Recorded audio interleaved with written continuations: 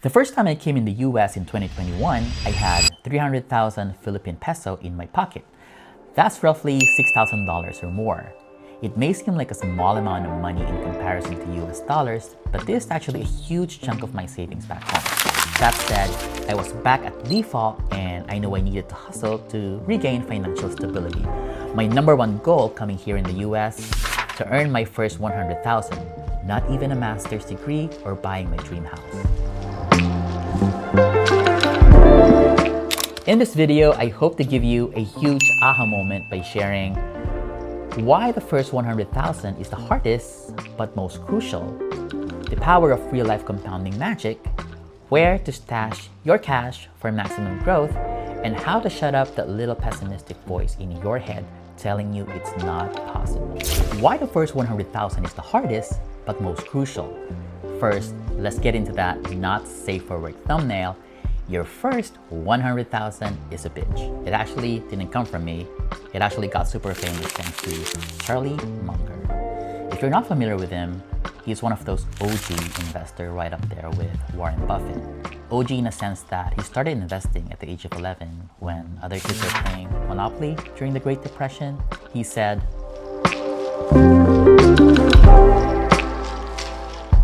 now, let's get into that why 100,000 is the hardest and the most crucial. It is because it builds the foundation of wealth mindset and discipline. In order to hit that 100,000 for an average earner, you need to consistently budget and track your expenses. I actually don't budget much at all, but I track all of my expenses down to the last penny. They are categorized so I know when I have spikes in my expenses, I could pinpoint which area or areas of my expenses is contributing to that. Mostly dine-ins and travels. Actually dine-ins, like every single day.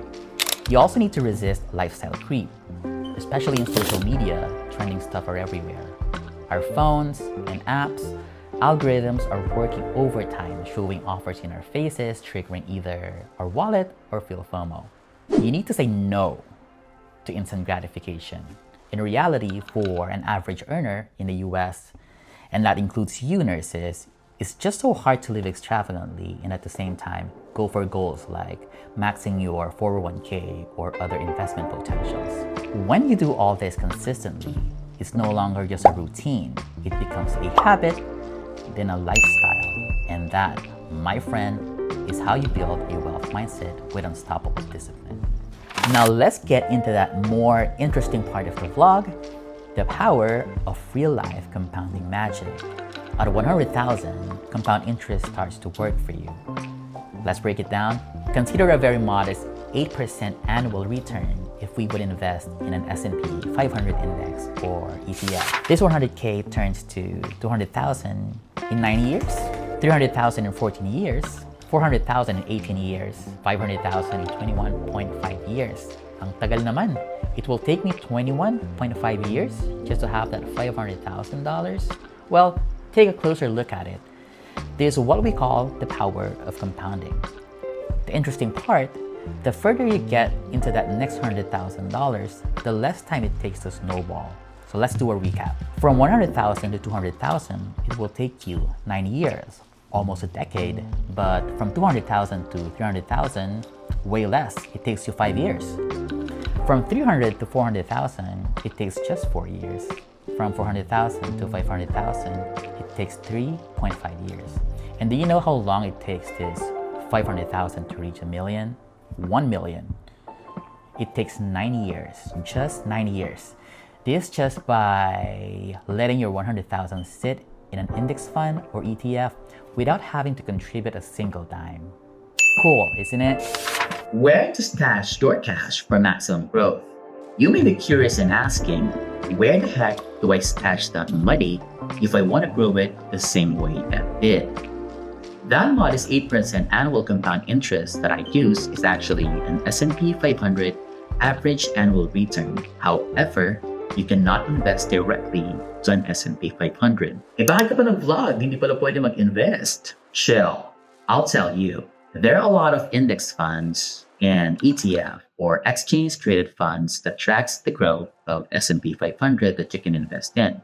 If you want me to dive into this, drop a money emoji on the comment section down below, and I'll surely tackle the topic one of these days. And last but not the least, how to shut up that little pessimistic voice in your head telling you it's not possible. While Filipinos tend to be nuanced when it comes to pessimism and optimism, and with optimism comes with people's crab mentality, especially for a Filipino, I am hoping that by now, I've made a convincing narrative why a 100,000 is a special milestone in your financial journey. Having said this, I also understand that doubts and lost motivation can creep in, and so I am sharing with you the ones that work for me that you can apply to yourselves as well. I don't budget very specifically, but I do track my expenses down to the last penny. This is because most of my money go to the same bucket almost every single month. They're my basic monthly bills that mostly fall under the need category. I know when my bills are due, how much are they an auto payment. I have no subscription that I do not use, except for the Planet Fitness gym membership that I haven't used yet this month. I also abide by the simple budgeting rules such as the 50, 30, 20% rule, where 50% of my income goes to my needs, 30% of it goes to the things I want. These are actually the things that I can forego without having to sacrifice my lifestyle. And 20% is allotted for savings and or investment. These numbers may vary depending on your priorities. Mortgages and rents eat up a larger chunk of our income. Let's admit that. So I stick to the 30% rule when it comes to rent, or if you're a home buyer, your mortgage. This means for you that you're allowed to budget less than 30% of your gross income for your rent or mortgage. Let's use a figure. 30% of 10,000 is 3,000. Therefore, you are allowed to budget up until 3,000 for your rent or mortgage. Believe it or not, in San Francisco Bay Area, I pay a very modest rent as 20% of my monthly net income. Yes, you hear that right. It's not even my gross, it's just my net income, which is actually a pretty good decision. I said I budget down to the last penny. That is actually true. Regardless if the expense is a bit expensive or as simple as buying banana cube. Joke, di ako makain ng banana cube, but I do track my expenses for my pancit, which is my new favorite here in the US that I very seldom eat back home in the Philippines. And this is all because there would be some months where there would be spikes in my expenses.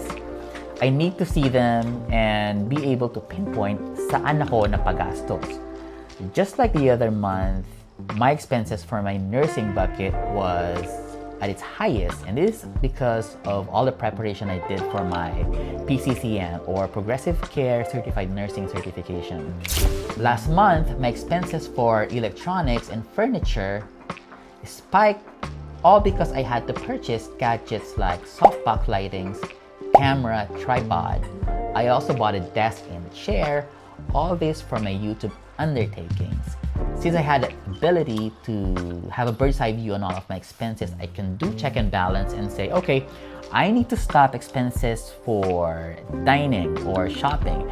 This way I have a certain level of control over my expenses, even when there will be unexpected expenses that may arise. And here's the challenging part. I negotiate my salary from past jobs I had until now, and you can too. To share a personal anecdote, when I decided to finally move from Indiana to California in 2023, I was offered by one of the largest hospitals in the Bay Area a modest $71 per hour. While this is actually a good amount of money compared to the average hourly wage for nurses nationally, I had to negotiate given the very high cost of living in San Francisco Bay Area.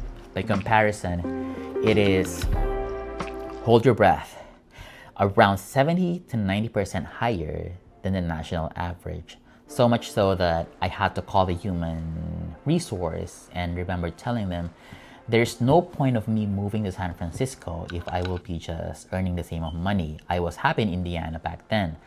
I also asked them to consider my experience in case management and utilization review, even when these are non-bedside experiences. They were so understanding that they increased the offer from $71 per hour to $89 per hour. Imagine that's $18 per hour difference had I not taken the proactive approach in negotiating my salary. You can also maximize your work potentials in the following ways: taking certifications and applying for promotion, be it in a leadership or individual contributor role. That's why I'm hard at work applying for that staff nurse 3 position, hoping I could get that 8 to 10% salary increase. Get that exceeds expectation ratings on your annual performance evaluation. Opportune on that night differential when you can. That's roughly 10, 15, 20% of your hourly rate by standards.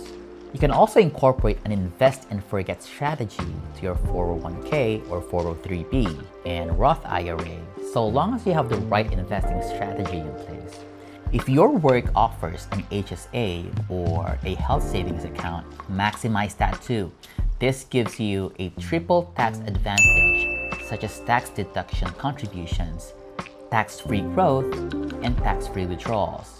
Way more powerful than your 401k and Roth IRA. Di nyo alam yun, no? If you're willing to commit for a time to work for a certain hospital or employer, then you may want to look for those that offers bonuses. Some hospitals that I know offered or is offering bonuses, and I will copy and paste them on the video description down below. They are not difficult to find out so long as you have the professional social media accounts such as LinkedIn or Indeed, you have the right career information and job prompts. And we're done! I love sharing these personal stories and adventures with you, not just to talk, but to spark something in you. And if this video gave you a little aha moment, or even just made you feel seen, I'd love your support. Please hit like, drop a comment, and subscribe so we can keep building something meaningful together. This is Ed signing off, and I'll see you next Sunday at 9 a.m. PST. Stay growing, stay glowing.